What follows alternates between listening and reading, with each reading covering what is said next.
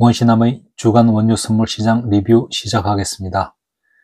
9월 23일부터 9월 17일까지의 주간 원유 시장을 살펴보기에 앞서서 올해 1월부터 9월 27일까지의 월간 차트를 간략히 살펴보도록 하겠습니다.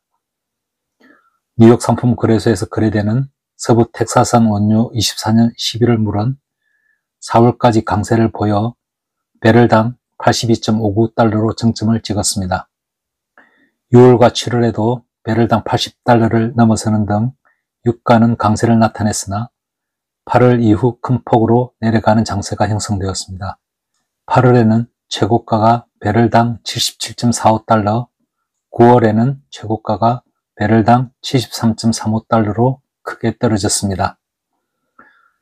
9월로 들어서면서 유가는 배럴당 70달러 아래로 내려갔으며 9월 10일에는 배럴당 64.61달러로 연중 최저치를 기록했습니다. 9월 11일 이후 유가는 다시 반등하면서 상승세로 전환되는 모습을 보여주고 있습니다. 이제 주간 흐름을 세부적으로 살펴보겠습니다.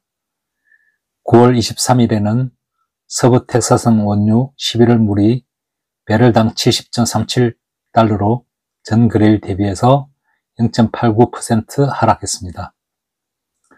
최고가가 71.81달러, 최저가가 69.49달러이며 변동폭은 2.32달러였습니다. 장 초반에는 중동에서의 군사적 충돌로 인해서 유가가 2주 반 만에 최고치를 나타냈습니다. 이란이 지원하는 헤즈볼라는 지난 일요일에 이스라엘 북부를 향해 로켓, 미사일, 무인기 공격을 퍼부었고 이스라엘도 레바논의 헤즈볼라 근거지에 반격을 가해 대규모의 사상자가 발생했습니다. 미국과 유럽 제조업 지표 부진은 유가 하락의 압력 요인이 되었습니다. 미국의 9월 S&P 글로벌 제조업 구매 관리자 지수 AB치가 47.0으로 전월 대비 0.9포인트 내렸습니다. 시장 예상치인 48.6과 큰 차이를 보였으면 물론 15개월 만에 최저치를 나타냈습니다. 또한 유로존의 9월 S&P 글로벌 종합 구매 관리자 지수도 48.9로 전월 대비 2.1포인트 하락하고 시장 예상치인 50.5에 크게 미치지 못했으며 8개월 만에 최저치를 나타냈습니다. 유엔 총회에 참석한 마수드 페제슈키안 이란 대통령이 확전을 원하지 않는다고 발언한 점도 유가 하락에 힘을 실어줬습니다. 9월 24일에는 서부 텍사스산 원유 11월 물이 배럴당 71.56달러로 전일 대비 1.69% 상승했습니다. 최고가는 72.40달러, 최저가는 70.44달러로 변동폭은 1.96달러이며 3주 만에 최고치를 기록했습니다. 이날도 미국과 유럽의 경제지표 둔화는 유가 하락의 요인이 되었습니다.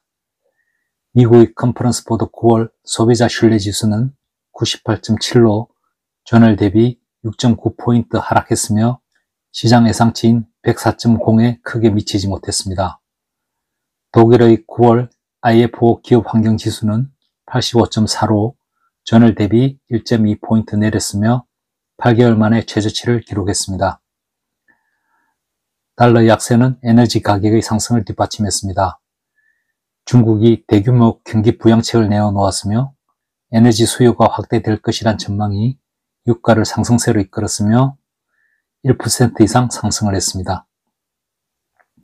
중동에서의 군사적 충돌 긴장감은 고조되고 있으며 허리케인 헬렌의 미국 걸프만 상륙 전망 역시 유가 상승을 견인했습니다.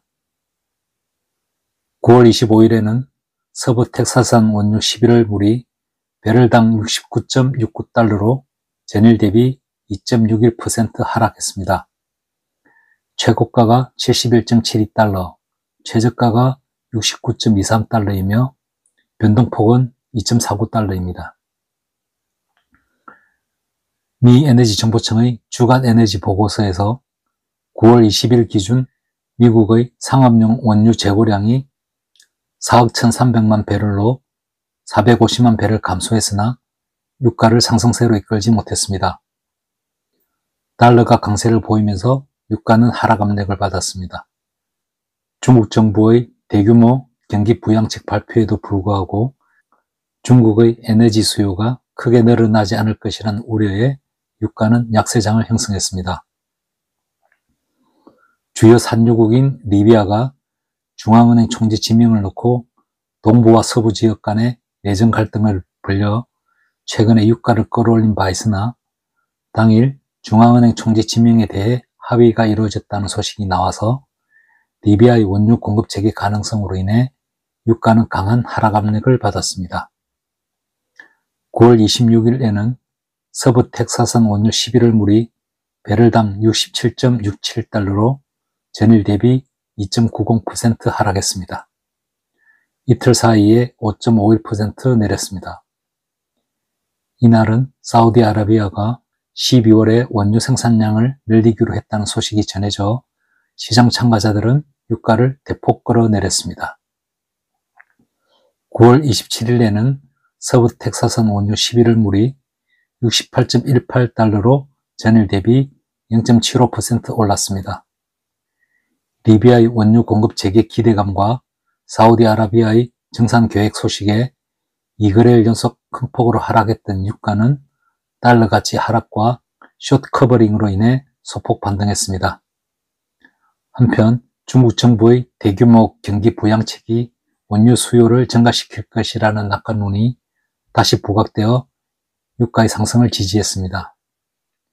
이스라엘군은 지난 27일 레바논 수도 베이루트 남부 교회를 공습해 헤즈볼라의 수장인 하산 나스랄라와 주요 지휘관들이 사망했습니다. 지난 7월 말 팔레스타인 무장정파 하마스의 최고 정치 지도자였던 이스마일 하니에가 피살된 데 이어 이번에는 헤즈볼라의 수장인 하산 나스랄라의 사망으로 인해서 중동에서의 확전 가능성은 다시 불거졌습니다.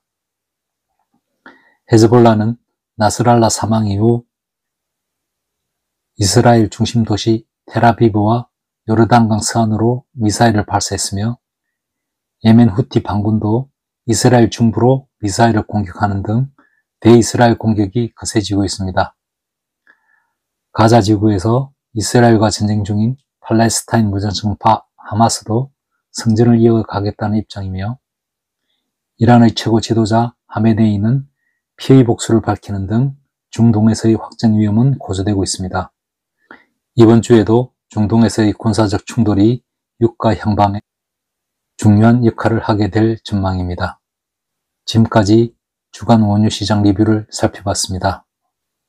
다음 시간에 다시 찾아뵙겠습니다. 지금까지 원자재 시장 읽어주는 남자 모신남이었습니다.